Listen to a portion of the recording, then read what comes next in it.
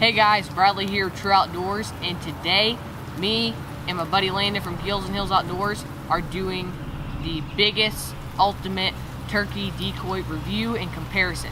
We have decoys from Flextone, Primos, Avian-X, we got hens, jakes, toms, shredders, so stay tuned because this is going to be really cool.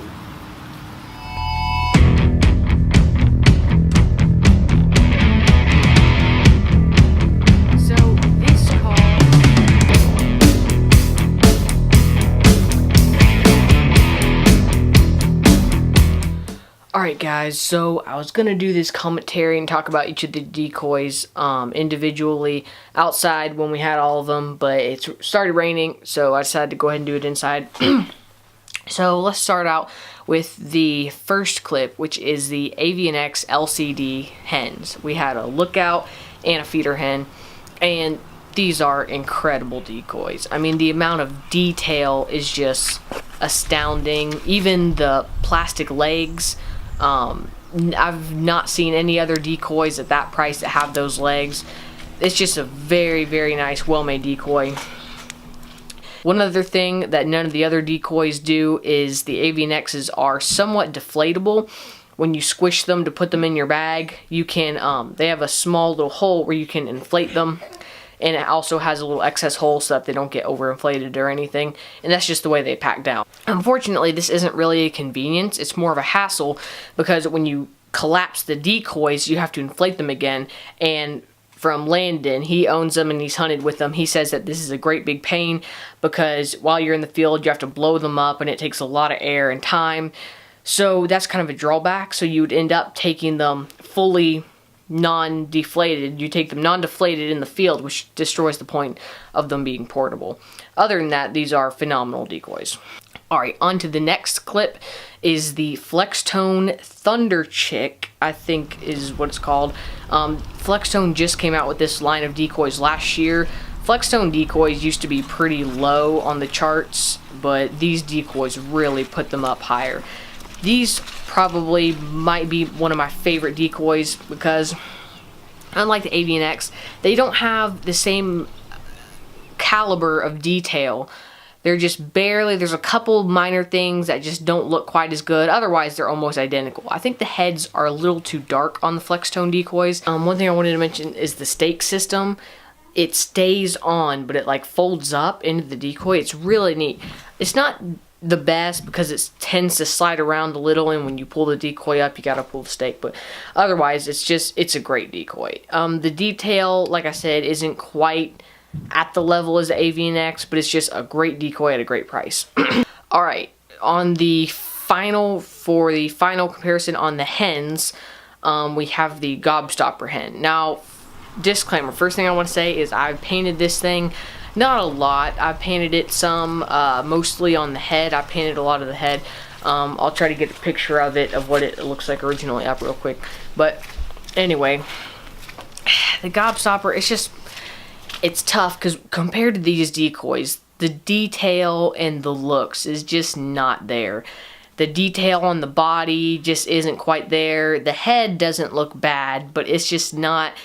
It doesn't have a fancy position. Now you can reposition it to either be a breeder, a feeder, or a lookout, which is really neat. I think for its price, it's the best decoy you can get. Now we're going to go on to the Shredder and Jake decoys. First one we had, I believe, was the Killer Bee. I honestly wasn't even going to put this one in there because it's an older decoy, and I've painted it a lot, so really it doesn't even look like what you would get it out of the box. But Killer Bee is still really cool. Back when Killer Bee was first made, he was probably the best shredder on the market because he looked good, he was lightweight, and he has a moving tail fan, which is awesome.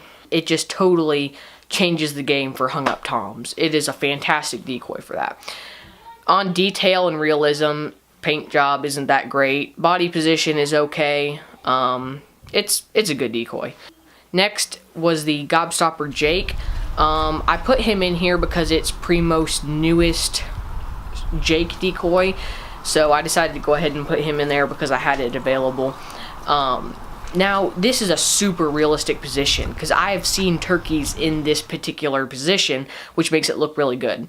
As far as the detail, it's not bad. The head looks really good. It's got the taxidermy eyes. It's hollow body, same as the Gobstopper Hen. The Gobstoppers, you cannot beat them for their price class. Okay, chicken on a stick. I'm gonna try to wrap this up.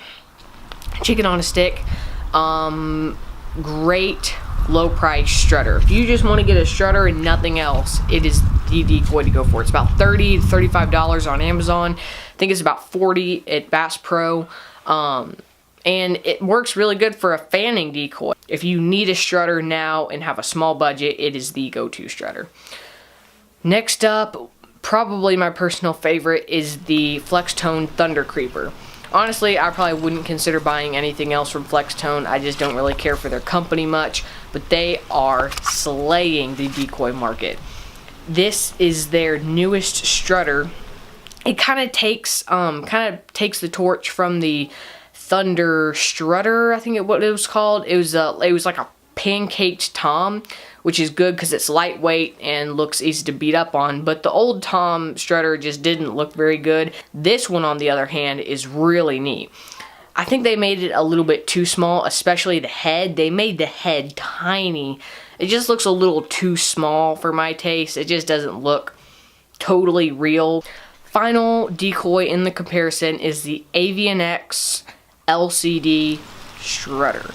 I mean, it almost hits every mark on the details. I mean, it's a fantastic decoy. The detail is all there, but I hate to say, none of these shredders, and I have yet to see the perfect shredder decoy. And don't bring up those David Smith decoys. I mean, sure, it looks good, but I've seen those in person. They're huge, they're bulky, and they're way overpriced. I mean, I just don't even see the point of those David Smith decoys. I mean, they look good, but I personally will never buy one. But the AvianX shredder, it's good. I think the head is molded into the body too much. It doesn't protrude enough. It kind of spills in to the decoy. One thing that is not good about the AvianX shredder is it's completely closed body and deflatable, just like the other ones, but it's a pain to inflate, and when it is inflated, it's heavy and bulky. So like I said, I've yet to see the perfect shredder decoy, but I have to say, I'm going to pick a winner for each class on what my favorite decoy is. So out of the hens class, the winner is, and let's say money is not an issue, because if I include cost in this, it's going to change my opinion. So let's say money is not an issue. Go for the Avian-X hens. The detail is unmatched. They look phenomenal, and they're not too bulky. They're pretty small, and they're great decoys. I love those. I don't know if I will buy one. I would like to one day. They are more expensive, but like I said, if money is not an issue, that is the go-to hen in this comparison. So for the winner for the shredder class, like I said, none of these are perfect, but probably the Flextone Thunder Creeper, because it's smaller, it's lighter, and I know money is not an issue in this thing, but it is significantly cheaper, like less than half as much. So I gotta give it to the Flextone, because like I said, none of these are perfect, but I think the Flextone comes closest to perfection. And I don't want anybody in the comments going, you could kill turkeys with any kind of decoy, and that's true. I mean, I've killed turkeys with foam decoys before. That's not the point though. We're comparing which one achieves the best resemblance of a real turkey and is the most convenient. So guys, I hope you enjoyed this review as much as I enjoyed making it. Shout out and big thank you to Landon from Gills and Hills Outdoors and the Smiths from Hardwood Outdoors for letting me borrow their decoys for this big comparison. I obviously couldn't have done it by myself. If you want to see this review from another standpoint, see some different opinions, I will link Gills and Hills Outdoors below so you can see his review.